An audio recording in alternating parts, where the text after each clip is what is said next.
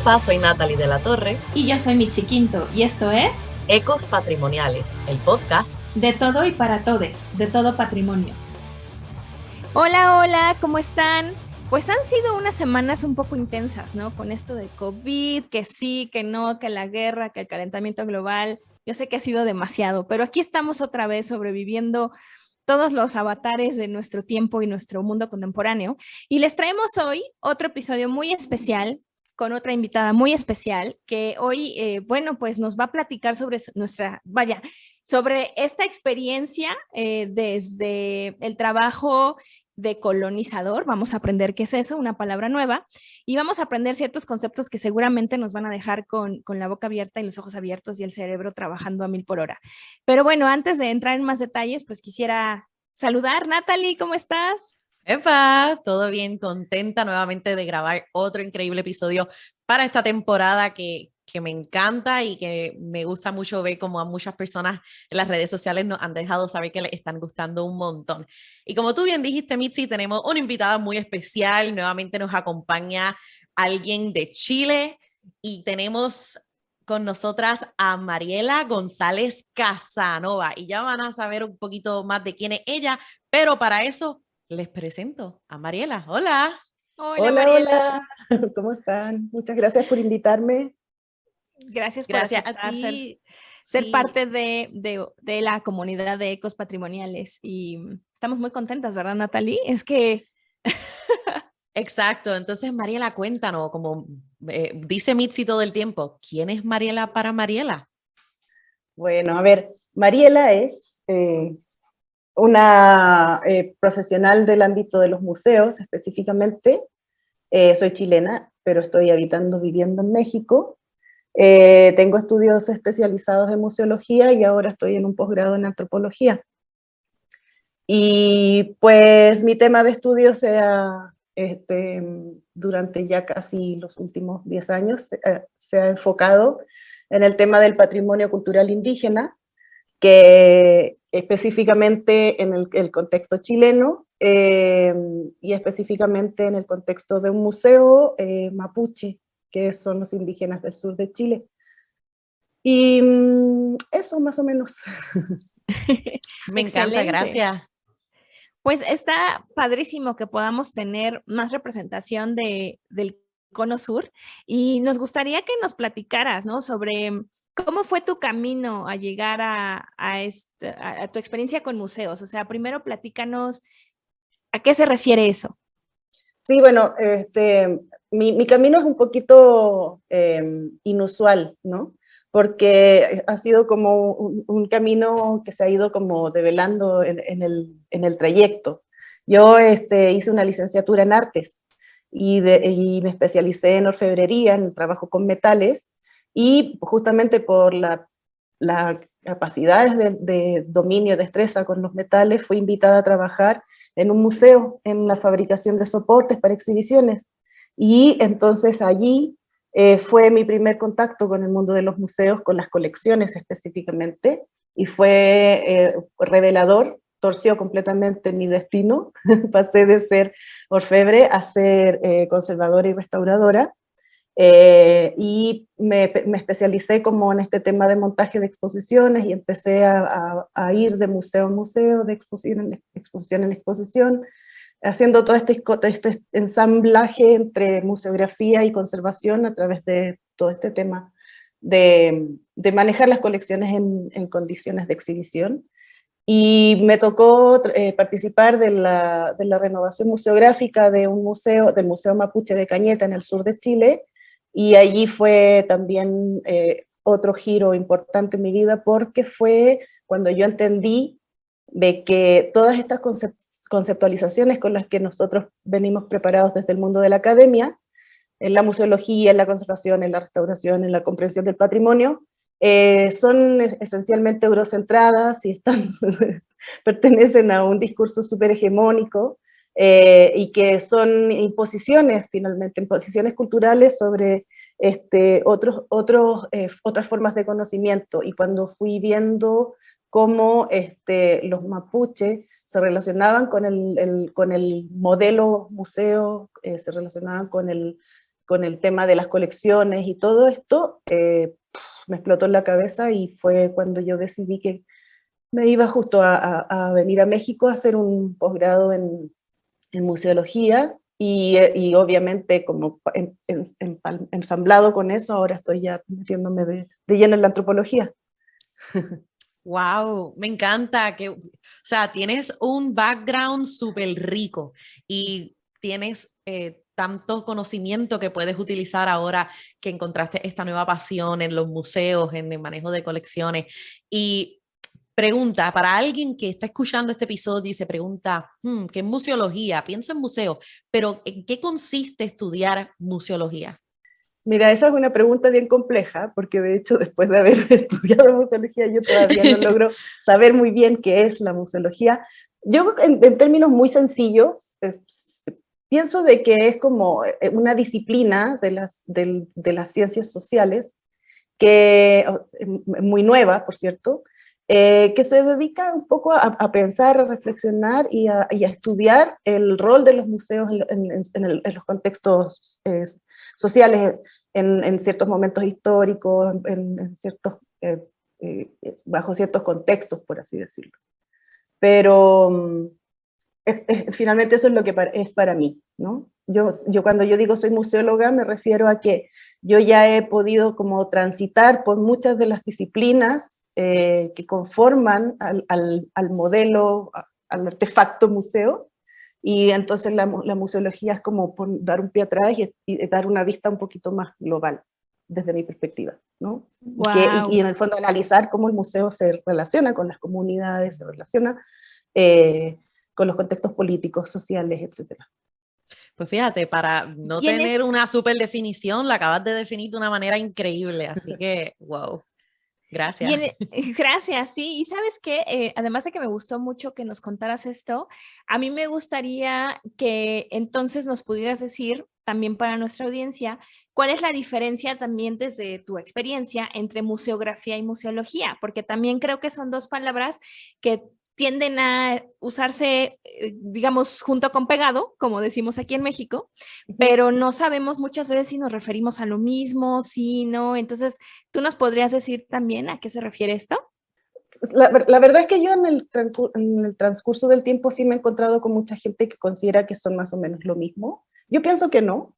Yo pienso que museología del mundo del conocimiento, ¿no? De las ideas, y museografía del mundo de gráfico, del mundo de poner las ideas en concreto, en un lenguaje visual, material. Yo pienso que esa es la gran diferencia. La museología es un ámbito que tiene que ver con el estudio y como, desde mi perspectiva, el estudio del pensamiento, el conocimiento, y en cambio la museografía es como la puesta en escena en concreto, ¿no? Cómo se exhibe, cómo se muestra, ¿no? Claro. Wow, pues muchas gracias por estas definiciones y un poco también para ponernos a todos en contexto, pues pensemos un poco en que, como tú bien mencionaste, estudiar a un museo como un artefacto, como un sistema por sí mismo, pues nos hace pensar que evidentemente pues es como, digamos, como llamamos un ecosistema, ¿no? Vamos a pensarlo como un bosque, ¿no? Pues hay animales, hay plantas, hay hongos, en fin, están todos los reinos mezclados, pues es lo mismo que pasa en un museo, ¿no? Hay integración de conservadores, de curadores, de museólogos, de museógrafos, de directores, de investigadores, y en este caso, pues es muy interesante ver cómo todos tienen que trabajar de la mano, hombro con hombro, no a veces se cumple, pero luego hablaremos de eso, justamente para transmitir un mensaje. Y entonces aquí es donde nos gustaría mucho que nos platicaras de este descubrimiento, como tú bien dices, de pronto ver que se perpetúan estas prácticas eurocentristas, donde la visión de patrimonio primero no es nuestra, es impuesta, pero además no ha sido cuestionada y tal vez solo ha sido replicada. Entonces, pues platícanos también de esto, por favor. Pues primero un poquito para contextualizar el foco, el caso de estudio, les quiero comentar de que el museo con el que yo trabajo específicamente, que es este Museo Mapuche, Es un museo que se creó por ley en el año 1968 y que se abrió a público en 1974, en plena dictadura militar. Y entonces es un museo que, si bien es cierto, originalmente en su misión decía que estaba orientado a hacer un homenaje al pueblo mapuche, tenía la característica de que ese homenaje no incluía a los mapuches, ¿no? Era un museo hecho por chilenos, hablando sobre los otros, ¿no? Como con este enfoque antropológico, etnográfico, y como con una perspectiva muy científica, ¿no? Entonces es un museo que además, a pesar de que en el contexto de los años 70 estaba a nivel mundial habiendo muchas revoluciones en términos de pensamiento, y estaba de hecho naciendo el pensamiento decolonial, o lo que luego fue conocido como el pensamiento decolonial, el giro decolonial. En Chile, obviamente, en dictadura no había manera de que eso se viera reflejado en ningún lugar, porque no había posibilidades de tener pensamiento, libertad de idea. Entonces, finalmente el museo tuvo una trayectoria así, bastante opaca desde mi punto de vista, hasta que volvió la democracia, finalmente se logró derrocar a la dictadura, por vía democrática, por cierto, y el museo comenzó a hacer, las comunidades cercanas empezaron a solicitar el cambio de nombre del museo, porque el museo había sido llamado Museo Folclórico Araucano Juan Antonio Ríos. El museo folclórico, o sea, la folclorización de un pueblo indígena. Araucano era el nombre con que eran llamados por los españoles. Ellos son mapuches, pero los españoles le llamaban araucanos. O sea, había en el nombre del museo había la perpetuación de discursos coloniales, ¿no? Juan Antonio Ríos había sido un presidente de Chile, que se supone que había vivido y crecido en ese terreno donde fue emplazado el museo, pero eso no es cierto. Ese terreno le fue expropiado a un indígena, a un lonco importante, un cacique de la zona, que se llama Juan Cayupi Huechicura. Entonces la comunidad empezó a decir: no queremos que este museo se llame más Juan Antonio Ríos, nosotros queremos que se llame Juan Cayupi Huechicura, ¿no? Y ahí se dio una situación bien particular. Estoy haciendo una síntesis. En Chile los derechos indígenas no están consagrados en la Constitución, ¿ya? Solamente hay una ley indígena que los trata, no es una ley que los favorezca demasiado en términos de derechos. Entonces, justo en 2008, 2009, finalmente Chile ratificó el convenio 169 de la OIT, y entonces, ya existiendo eso, por fin se pudo lograr el cambio de nombre del museo. Lo que es para mí, desde mi perspectiva, súper interesante, es que el nombre del museo fue dirimido por las comunidades y de la manera en que ellos toman sus decisiones, a través de una machi, que es como una autoridad espiritual y política, que para poder tomar las decisiones entra en trance para comunicarse con los antepasados, a quienes consulta, y las decisiones las toman finalmente los antepasados, ¿no? Sus muertos. Entonces el nombre del museo fue definido de esa manera, y defendido a través del convenio 169 de la OIT. Entonces, por primera vez en Chile se tomaba una decisión de corte legal en reconocimiento mutuo de ambas normatividades, del contexto normativo mapuche, el ATMAPU, y el contexto normativo chileno, la ley. Entonces, desde ahí en adelante el museo tiene, desde mi punto de vista, un poder de sanación del herido colonial, porque asumió la dirección una museóloga mapuche.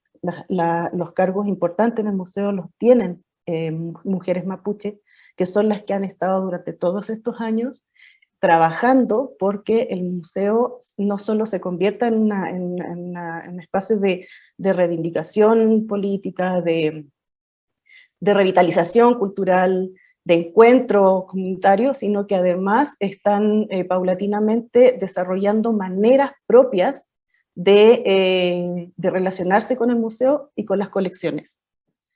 Entonces, a eso voy cuando yo digo de que yo trabajo como en lo que yo no lo llamo así, el concepto lo tomo de Bustamante, la decolonización ideológica de los museos. Por lo que, lo que yo pienso es que lo que les decía, o sea, finalmente museo, conservación, restauración, curatoría, todos estos conceptos son conceptos eurocentrados, provienen, el museo como modelo, como artefacto proviene de Europa y de una u otra manera ha sido una imposición en los territorios indígenas. Pero en este lugar lo que sucede y que sucede en muchos otros territorios indígenas en el mundo, los indígenas se apropian del modelo, ya, lo incorporan, se lo apropian, pero también comienzan a apropiarse de las actividades internas del museo y empiezan a decir, ok, vamos a trabajar con los conceptos del sistema nacional, vamos a trabajar con el tema que la humedad, que los looks, que las plagas, sí, vamos a hacer todo eso, pero también vamos a hacer nuestras propias prácticas. Entonces es muy interesante cómo finalmente ellos se van como incorporando, van desarrollando algo que yo considero que es un sistema museológico propio. Está larga la explicación. No, pero wow, qué brutal. Estuvo genial. Sí, estoy todavía procesando todo lo que nos acabas de contar, o sea, todo del nombre del museo, o sea, qué brutal que tenía incluso nombres que, como tú bien dices, perpetúan esa colonización porque ya, o sea, se llaman mapuche y le vas a llamar al museo, ¿cómo era? Arahuaco. Araucano. Araucano, imagínate, y de pa' colmo el nombre de otra persona que nada que ver. Pero me dio mucha alegría, me dio como que escuchar que se cambió, que finalmente pudieron irse mano a mano y se respetó esa toma de decisión basada en los ancestros, o sea, wow, y que al fin hay mujeres mapuches en esas posiciones de poder que súper importante porque cuando estamos hablando de decolonizar no es tan solo el pensamiento, sino hay que llevarlo a la acción también y muchas veces ¿cómo se dice? Muchas propuestas de coloniales se quedan a pique, se quedan atrás, porque se habla y se hace poco. Al final del día siguen siendo las mismas personas en las mismas posiciones de poder y al final tienen, tú sabes, el voz y voto. Y muchas veces, desgraciadamente, en muchos contextos de museos se ve la actitud de que, bueno, voy a conversar con alguna comunidad o algún miembro de una comunidad indígena y ya lo taché de mi lista. Ya. Lo que en inglés se le llama tokenism, como que pues ya tengo ese token, ya lo hice, me siento bien, mi conciencia está limpia y ya. Y no es así, y es mucho más complejo. Y me gustó que te diste la tarea sin yo, sin ninguna de nosotras preguntar de qué es, ¿verdad?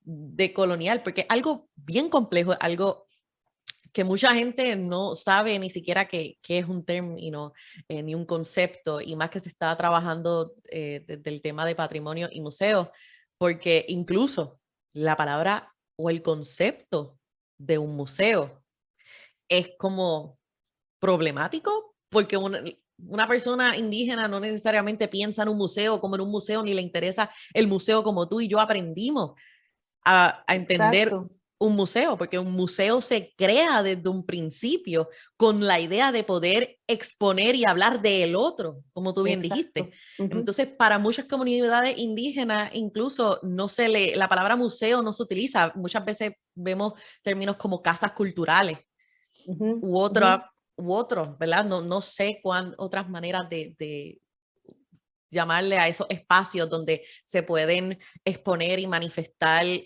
sus propias culturas y sus propias interpretaciones del pasado y de su cultura, que muchas veces nuevamente es lo que no ocurre. He hablado con muchas personas de comunidades indígenas que van a un museo y dicen, o sea, yo no siento nada porque visitar algo allí puede decir que, o sea, es de mi cultura, pero primero, esa interpretación está mal, nadie se da la tarea de arreglarlo, nadie preguntó a nadie, no hay una democratización del conocimiento, no hay ningún respeto por la cosmovisión de las comunidades. Y eso es algo que, bueno, todavía está ocurriendo. Pero Exacto. podrías de una manera un poquito, a ver si podemos desmenuzar ese concepto de descolonización, como si se lo estuvieras preguntando a tu, no preguntando, contestándoselo a tu abuela, imagínate que yo soy tu abuela, ¿qué rayo entonces es descolonización o pensamiento decolonial? Uy, sí. Así como en fácil, porque sí, pues, porque claro, justo el pensamiento al giro decolonial es como algo que surge en la academia, entonces es bastante académico, toda una reflexión filosófica y académica. Pero en palabras sencillas significa como, como ir desmenuzando la manera de hacer, la manera de proceder, para ir dando cuenta de cuánto está impregnado en nuestro diario cotidiano en la verdad hegemónica que es europea y que fue impuesta justamente a través de la conquista y a través de la colonia, ¿no? Entonces es como al ir mirando, al ir observando eso, irse dando cuenta cómo no se da espacio a otras formas de conocimiento, porque la manera de hacer occidental, heredada del pensamiento de la modernidad europea, es la forma dominante, es la forma hegemónica. Entonces, la descolonización, el proceso de descolonización, finalmente es como ir sacándose de encima eso, o por lo menos irlo identificando, para poder, dentro de lo posible, hacer un acto de reversión epistemológica, ya me puse difícil, un acto de poner en un mismo plano equivalente otras formas de conocimiento, ¿no? Las formas de conocimiento previas a la llegada de los europeos al territorio, ¿no? Porque los indígenas, las primeras naciones, también tienen su manera de entender y comprender el mundo y es tan válida como esta otra que ha sido impuesta, ¿no? Entonces, en el fondo, por ahí va la cosa. Claro, y creo que es una muy buena reflexión que, bueno, que por supuesto tendríamos que habernos hecho desde siempre, pero ahorita en pleno siglo XXI es cuando ya se puede abrir esta puerta. No sé si todavía podemos cruzarla, honestamente. O sea, no sé si todavía podemos cruzarla y ya transitar este nuevo espacio y dialogar. No creo que estemos ahí todos, no creo. Pero creo que sí es interesante, como tú bien dices, empezar a ver que es que, bueno, mientras lo contabas, me estaba imaginando justo el inicio de lo que es el museo. Hemos hablado mucho en esta temporada de lo que es el monumento, pero ahorita que estamos entrando en el museo, yo incluso pensaría que un museo es un monumento, en el sentido, ¿no? De cómo puede haber este paralelismo entre aquello que te significa, aquello que te rememora, aquello que te conecta. Pero ¿con qué te conecta? Te conecta con un discurso impuesto, te conecta con aquello que el otro cree que eres, pero que nunca te preguntó, ¿no? Es como, me encantó este ejemplo, ¿no? De lo que tú decías de ni siquiera podernos referir a ellos, al otro, a los otros, con el nombre que ellos mismos utilizan, ¿no? Es como si yo no me refiriera a ti como Mariela, sino te pusiera Sandra o otro nombre y nunca me tomé el atrevimiento y ese respeto de preguntarte, ¿y cómo quieres ser nombrada? ¿Cómo quieres ser referida? Entonces, esto es lo que pasa justamente en este tipo de prácticas patrimoniales.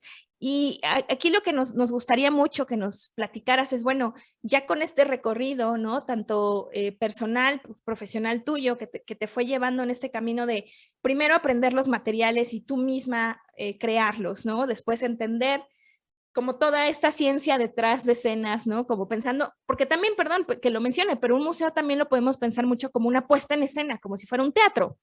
Entonces, pues no estamos en el lugar donde están ocurriendo los hechos, entramos en un espacio tridimensional en el cual se hace una puesta en escena, se pone una escenografía, se pone un telón, se ponen unos actores, y muchas veces esos objetos son los actores, pero los sujetos, que son aquellas personas detrás de esos objetos, ni siquiera son mencionadas, ni siquiera son nombradas. Y hay que pensar en el inicio del museo como el gabinete de curiosidades. Entonces nos vamos a regresar un poquito a esto solamente para que nuestra audiencia pueda imaginarse que ante este descubrimiento de otras civilizaciones, ¿no? Pensemos un poco en los inicios de la arqueología, que en realidad era un saqueo de las potencias llegando a terrenos inexplorados y además como, ¿no? En esta postura de, miren, yo me pude ir a Egipto el fin de semana, ¿no? Y encontré este bonito gatito, ¿no? Creo que le dicen Horus, ¿no? Entonces, ese tipo de cosas, ¿no? Y era como, mira, ahora lo voy a poner en mi sala. ¿Qué crees? Ya no cabe porque pues fui el verano pasado y ahora tengo un bonito gatito y tengo una bonita Osiris y tengo un bonito tal. Bueno, pongámoslo en un bonito gabinete. Entonces, pensando un poco en estos inicios de lo que ahora consideramos un museo, por supuesto que no me veo, o sea, no me veo viajando en el tiempo y preguntando como, ¿alguien le preguntó a los egipcios? No, por supuesto que no, ¿no? Entonces, ahorita pensando en el siglo XXI, pues justamente es eso, ¿no? Y también se ha abierto mucho la discusión a qué tanta reconexión puede haber con las personas del presente ¿no? Pensemos otra vez en el gatito y cómo le vamos a decir hoy a los egipcios, ¿qué conexión sientes con ese gato? Y a lo mejor no sienten ya ninguna. Y a lo mejor también es una cicatriz, ¿no? De cuando vino el imperio y vino a destruir y vino a saquear y vino a romper y vino a imponer. Entonces, creo que hacer estas preguntas es ahora. Como decía, no sé si es una puerta que se abre, no sé si estamos listos todos como sociedades y como culturas para cruzarla y sentirnos cómodos en ella, pero al menos ya es una puerta que se vislumbra. Y en este sentido nos gustaría mucho que nos platicaras, bueno, ya con todo esto de entender qué es decolonial, entender el museo como monumento, entender esta parte de aquello que nos significa y cómo nos conecta, y preguntarle al otro cómo le gusta ser incluido o si no le gusta ser incluido, ¿tú cómo lo llevas a la práctica? ¿Cuál ha sido ya tu experiencia, digamos, de colonial en lo que tú haces como museóloga? Yo honestamente siento que soy una observante de un proceso, porque justamente lo que yo he logrado ver allí, en ese lugar, es que ellos no están esperando que nosotros le hagamos la pregunta. La pregunta se la están haciendo entre ellos y el diálogo, la reflexión la están llevando entre ellos y las resoluciones y las decisiones las están tomando entre ellos. Y en ese sentido yo siento de que justo una actitud cuidadosa respecto de eso y justamente para no seguir sosteniendo el pensamiento hegemónico, es dar un paso atrás y actuar como observadora, actuar como quien está un poco observando y registrando, ¿no? Y trato de ser cuidadosa, tampoco quiero operar como en esta dinámica del extractivismo cultural, ¿no? Pero en el fondo lo que yo trato es de observar y apoyar y de ser como una aliada, ¿no? Ahora, en el museo específicamente hay una situación bien particular, que es que justamente se da que los objetos que están en exhibición, por ley, son monumentos. Las colecciones en Chile, por ley, son un monumento, ¿no? Y esa situación es bien curiosa porque la ley dice de que las colecciones son consideradas monumentos y que además, pues, por ser monumentos, son automáticamente propiedad del Estado. Y son llamadas monumentos históricos. Las colecciones son monumentos históricos y son propiedad del Estado. Y luego esta conceptualización de histórica también es súper colonial, porque en el fondo borronea todo lo prehispánico, todo lo previo a la llegada de los conquistadores. Y sucede de que entonces estas colecciones que le pertenecen al Estado, pero que al mismo tiempo representan a la comunidad mapuche, y la comunidad mapuche decidió qué se dice sobre sus objetos, también sucede de que para ellos esos objetos no son solo objetos, son sus antepasados, ¿no? Entonces, ellos entonces consideran de que lo que está sucediendo en ese lugar es que sus antepasados están cautivos, están detenidos en el tiempo. Entonces, ellos sienten de que hay objetos de allí que deberían volver a la Tierra. Y digo objetos, que es una manera muy brutal de referirse a seres, entidades. Porque sí, hay restos bioantropológicos, huesos, pero también hay objetos que acompañaban a esos huesos. Claro, y esos seres son seres, pues, para ellos. Entonces, en la violencia, que significa la figura del museo, para ellos es incluso más fuerte que el nombre del museo, incluso más fuerte que la implantación de un museo en la mitad de su territorio. Hay una relación muy compleja con los objetos mismos. Entonces, yo digo, bueno, sí, quizás estamos lejos de poder ver que esas situaciones, que esas como violencia epistémica se equilibre, ¿no? Pero también pienso en las palabras de esta Silvia Rivera Cusicanqui cuando dice, bueno, lo de colonial es un concepto académico, lo postcolonial es un deseo, un anhelo, pero está lo anticolonial, esa es la lucha, ¿no? Ese es el trabajo que se está haciendo día a día, y yo siento de que eso es lo que está sucediendo en el museo.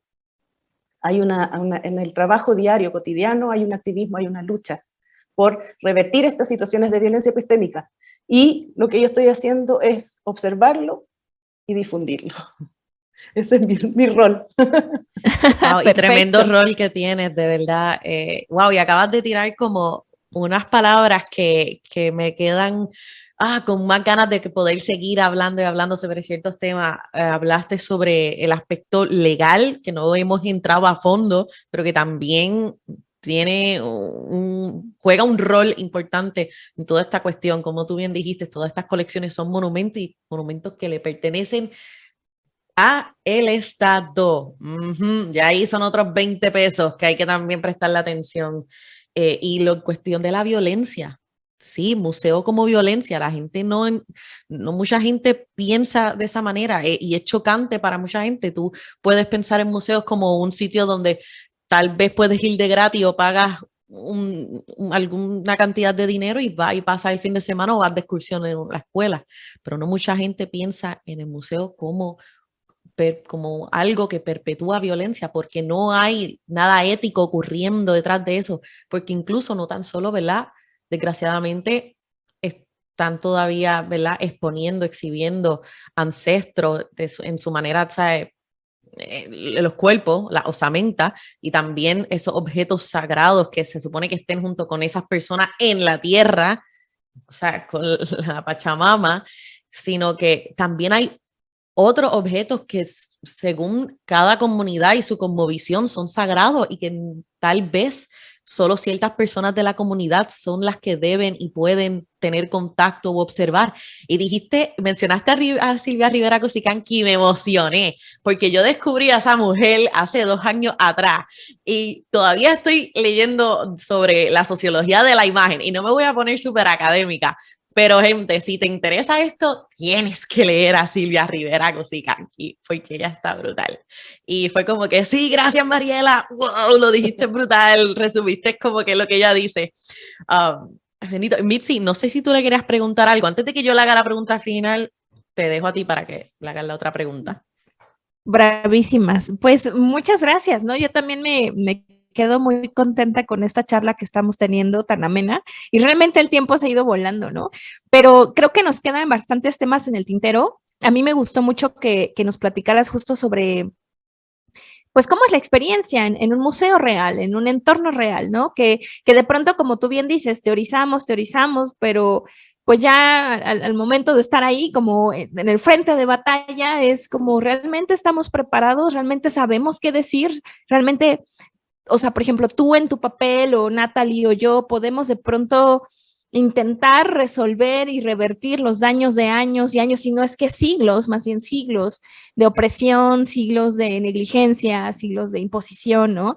Y de pronto, como bien dices, ¿no? Estas cosmovisiones que a nosotros ya también como, pues como población mestiza, porque realmente somos el resultado de estos grupos originarios, pero también de estos grupos contemporáneos. Entonces, pues tampoco podemos decir que, o sea, nosotros nos toca defender todo eso, porque todo eso es parte de lo que somos hoy, ¿no? Y de lo que serán las siguientes generaciones, ¿no?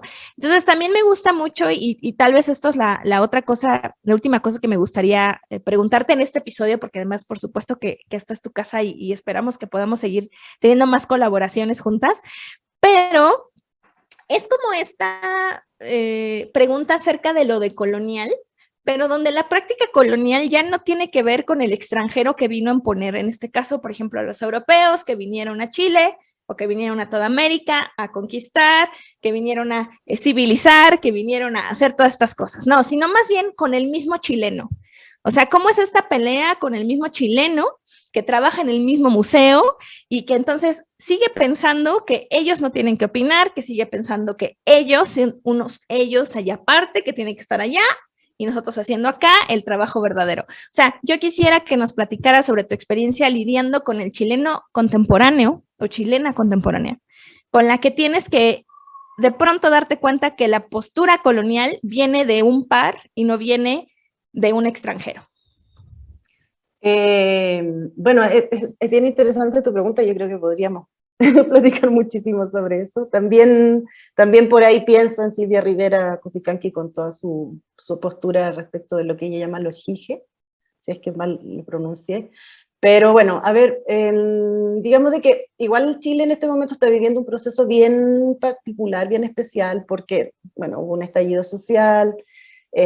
Como resultado del estallido social se levantó una convención constituyente para eliminar la dictadura, o sea, la constitución heredada de dictadura, y para formular una nueva constitución, y justamente dentro de los puntos importantes de esta nueva constitución que se está entretejiendo, está el reconocimiento de Chile como un país plurinacional más que pluricultural. Yo no sé si eso va a llegar a puerto, pero si así fuera, eso significa de que finalmente los chilenos están entendiendo de que Chile es una nación que se formó sobre el territorio de naciones preexistentes. Y en el fondo eso es súper importante, porque en el fondo sería justamente entrar en un proceso de sanación, de curación de una herida, porque la historia del pueblo mapuche está marcada por una afrenta constante con el pueblo chileno. Y justamente ahí lo relaciono con Silvia Rivera, que ella habla de que lo mestizo ha sido siempre entendido como algo, como una mezcla en la cual lo que más reluce es lo europeizado.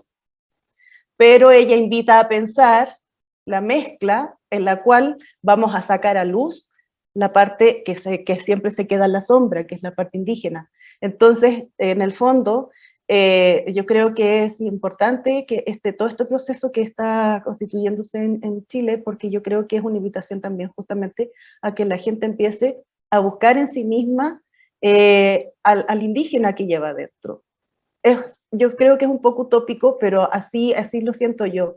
Así siento de que tiene que suceder, ¿no? Es como la lucha a diario con la que yo camino, transito, y lo que determina todo mi área de estudio, ¿no? Desde mis intereses en los museos hasta llegar justo güey, hay que buscar la manera de sanar la herida colonial.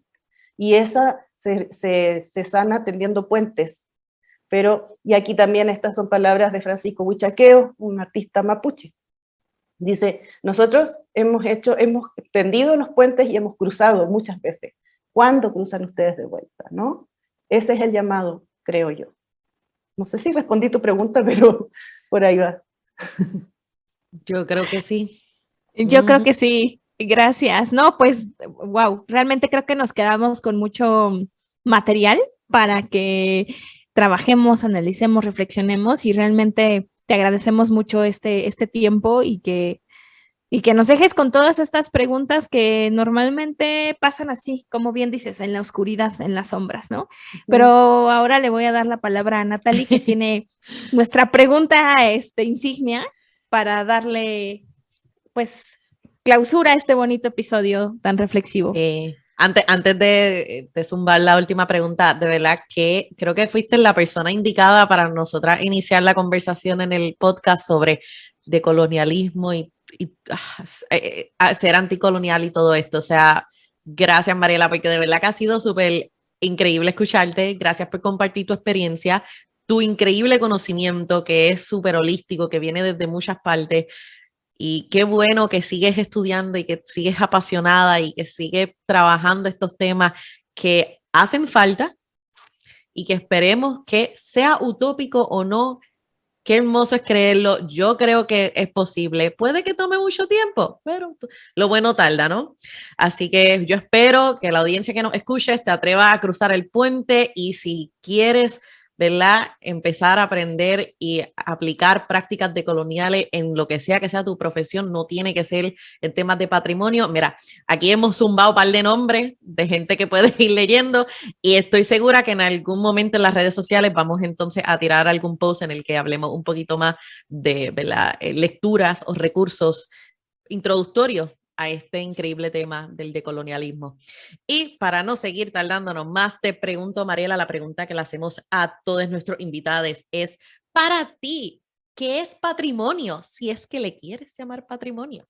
Ajá. Oh, qué compleja. Sí, todo el mundo reacciona igual. Lo siento. Patrimonio. Sea lo que sea, es bastante patriarcal. Sí, no sé. Yo lo veo muy difícil, no tengo capacidad de responder por eso le digo, si le quieres llamar patrimonio, si le quieres llamar matrimonio, recursos culturales, si le quieres llamar herencia cultural. Exacto. Sí, por ahí como que sí coqueteo con el concepto de herencia, justamente también que es un concepto que levantan las LITER, pero estoy en una reflexión constante y todavía no me estoy como casando con ningún concepto. Sigo utilizando patrimonio porque finalmente es como el concepto que está instalado. Y cuando uno dice patrimonio, como que todo el mundo cree saber de qué estamos hablando, ¿no? Pero por ahí también pueden ser legados culturales.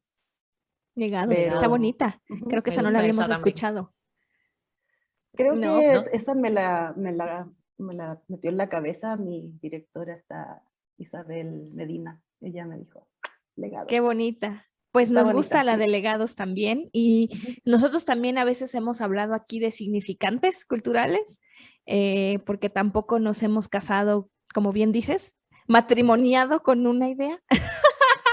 Entonces, yo creo que todas las respuestas son válidas y te agradecemos enormemente por haber estado con nosotras. Ustedes no están para saberlo, nosotros para contarlo, pero realmente fue un episodio que costó mucho trabajo empatar por todas las crisis sociales, culturales, económicas, personales y colectivas. Así es que esto es una pequeña victoria decolonial y vamos a celebrarlo como tal. Entonces, muchas gracias, Mariela, y pues gracias, Natalie, fue un placer compartir micrófonos. Gracias mil, Mariela. Siempre. Gracias a ustedes, muchas gracias por invitarme, de verdad lo pasé muy bien, pensé que iba a estar más nerviosa, pero la verdad es que ha estado chido, gracias. No, nena, es una chulería venir acá y hablar con nosotras, así que sabes que aquí a la orden siempre el espacio de Ecos Patrimoniales es para esto, para entre amigas, relajada, hablar de estos temas que nos apasionan. Y audiencia querida, si quieres seguir disfrutando de esta temporada, sabes que casi todos los viernes sacamos un episodio nuevo que nos puedes escuchar a través de Spotify, Anchor, YouTube y muchas otras plataformas. Y si todavía no lo has hecho, nos puedes seguir a través de las redes sociales. Estamos en Instagram, estamos en Twitter como Ecos Patrimonial y también estamos en Facebook, así que allí a la orden siempre. Así que nos vemos en la próxima y nuevamente muchas gracias. Chao. Gracias. Adiós. Hasta pronto.